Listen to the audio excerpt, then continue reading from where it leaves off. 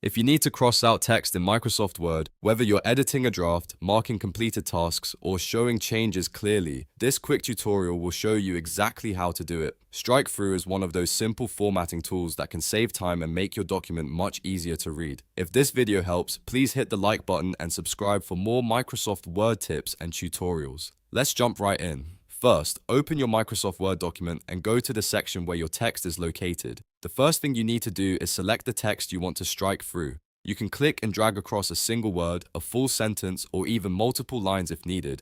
Make sure the text is highlighted before moving on, because the strike through effect only applies to selected text. Once your text is selected, look at the top of Word and go to the Home tab.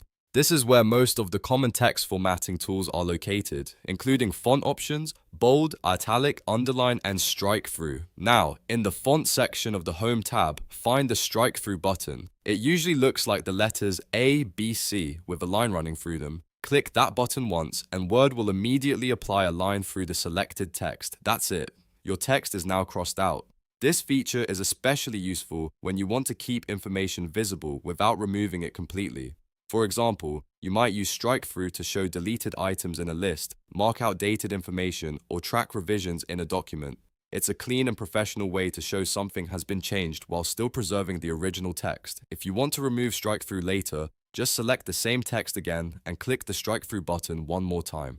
Word will toggle the formatting off and return the text to normal. You can also apply strike-through to multiple separate words if you want to. Just hold down Control on Windows or Command on Mac while selecting different pieces of text, then click the same button in the Home tab. This is a handy trick when you need to format several items without changing the rest of your document.